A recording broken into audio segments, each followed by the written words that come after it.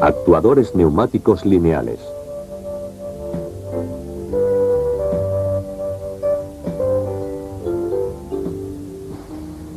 Estos cilindros neumáticos se utilizan para elevar y descender herramientas de producción. Este es un ejemplo de cómo los actuadores neumáticos convierten la energía neumática en energía mecánica. Para comprender cómo funcionan, vamos a estudiar algunos tipos de actuadores lineales. Este es un modelo transparente de un cilindro. El cilindro lineal es el actuador neumático más frecuentemente utilizado. La energía del aire comprimido se convierte dentro del cilindro en un movimiento lineal. Se dispone de cilindros en una amplia variedad de formas y tamaños. Normalmente se fabrican bajo las siguientes especificaciones. Diámetros de 6 a 320 milímetros. Carreras de 1 milímetro a 2 metros. Fuerzas de 2 a 50.000 newton.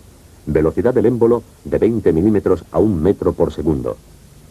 Examinemos ahora cómo funciona un cilindro. Este es un cilindro de simple efecto. Se representa por su símbolo ISO. Obsérvese que el símbolo indica que el cilindro tiene una sola conexión de entrada de aire y un muelle de retroceso. Cuando se aplica aire comprimido a la conexión de entrada del cilindro, el aire empuja al émbolo. Si la fuerza generada por la presión es mayor que la fuerza del muelle, el émbolo se desplaza comprimiendo el muelle y haciendo avanzar el vástago del cilindro. Cuando se libera la presión, el muelle devuelve al émbolo de nuevo a su posición inicial, haciendo retroceder el vástago. La fuerza del muelle, la presión del aire y la superficie del émbolo determinan la capacidad de trabajo del cilindro.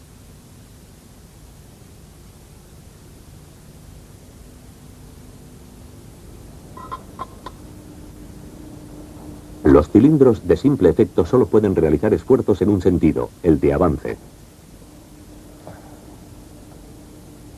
Se utilizan en aplicaciones de sujeción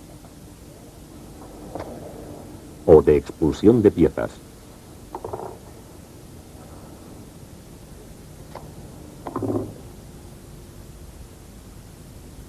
En aplicaciones que requieran esfuerzos en ambos sentidos se utilizan cilindros de doble efecto. Este es un cilindro de doble efecto y su símbolo ISO. Obsérvese que posee dos conexiones de entrada y que no tiene muelle de retroceso.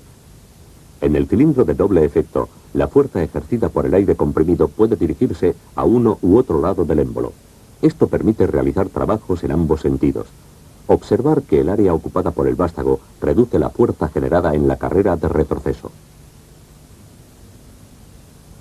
Asimismo, y debido al volumen ocupado por el vástago, el retroceso consume menos aire que el avance.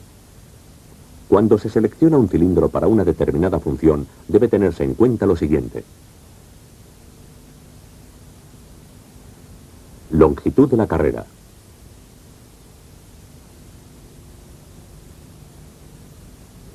Fuerza al avance. Fuerza al retroceso. Y velocidad del ciclo. A continuación examinemos la relación entre la fuerza y la velocidad. En este ejemplo, con cargas iguales, ambos cilindros avanzan a la misma velocidad.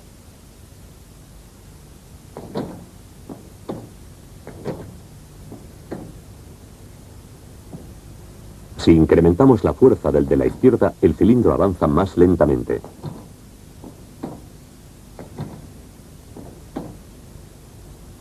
Si añadimos más carga, aún avanza más despacio. Por lo tanto, con la misma presión y tamaño de cilindro, al aumentar la carga disminuye la velocidad. Si a un cilindro se le aplica una carga del 75% de su capacidad, la velocidad de avance será la mitad de la que obtendría sin carga.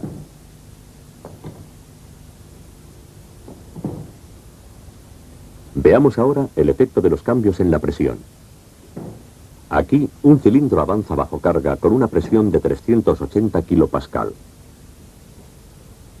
Si el peso de la carga se dobla, el cilindro ya no avanzará hasta que la presión se incremente a 600 kilopascal. Esto demuestra que hay una relación directa entre la presión de funcionamiento y la carga.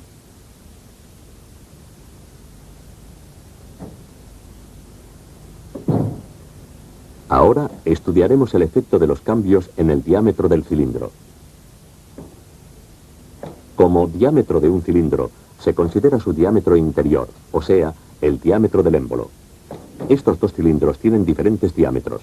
Con la misma presión y carga, el de la derecha no puede levantar la carga, mientras que el de la izquierda sí. Midamos la diferencia de fuerzas. El pequeño cilindro que aquí mostramos tiene un diámetro de 16 milímetros. Ejerce una fuerza de 106 newton cuando funciona a 600 kilopascal.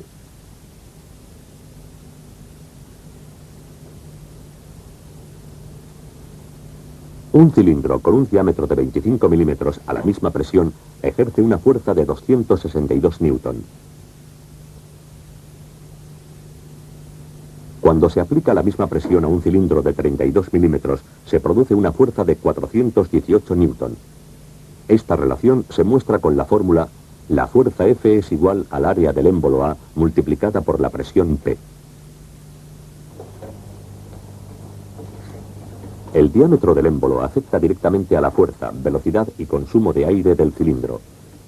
Un diseño eficiente utiliza el cilindro de menor diámetro, adecuado a cada aplicación.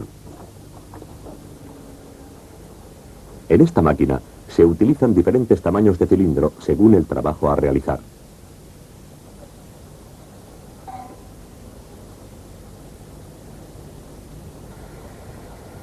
Por ejemplo, el desplazamiento de los materiales requiere una fuerza diferente que la sujeción o el movimiento de herramientas pesadas.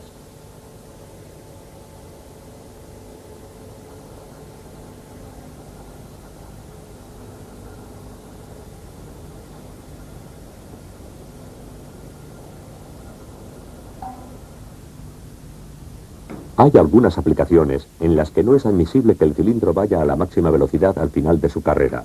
Estas aplicaciones exigen un cilindro con amortiguación de final de carrera regulable.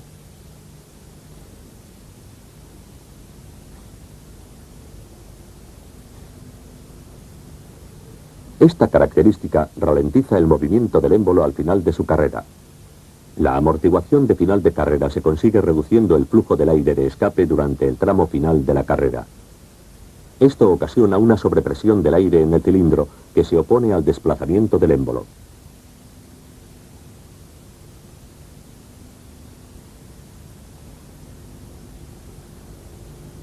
A continuación examinemos otros tipos de cilindros.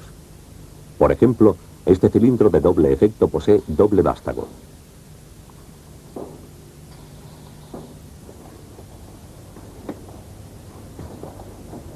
Esta disposición proporciona un desplazamiento lineal más preciso debido al doble apoyo de los cojinetes. Cuando hay cargas desplazadas en el eje del cilindro, el vástago sufre esfuerzos laterales que pueden compensarse con los cilindros de doble vástago. Otra ventaja del cilindro de doble vástago es que el lado no utilizado puede aprovecharse para otras funciones, como la detección de la posición.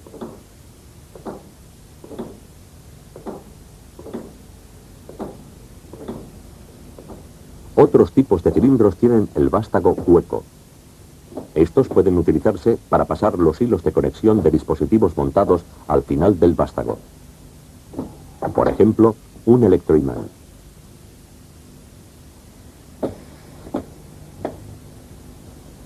O pueden utilizarse como conducto para vacío o líquidos, como el aceite. Estos cilindros tienen los extremos del vástago roscados interiormente para facilitar su conexión.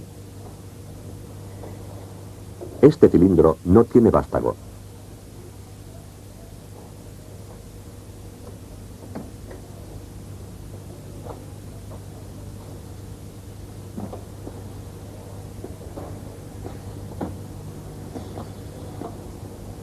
Dentro del cilindro hay un imán en forma de anillo.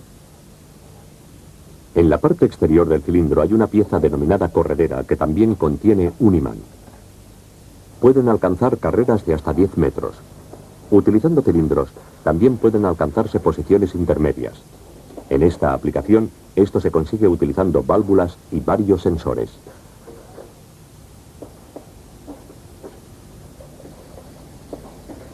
Otra forma de multiposicionado es la que utiliza dos cilindros de doble efecto unidos por sus culatas.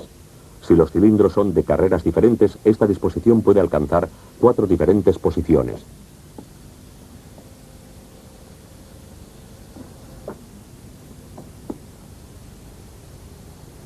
Por ejemplo, en esta máquina se utilizan las 4 posiciones para taladrar y avellanar 2 agujeros.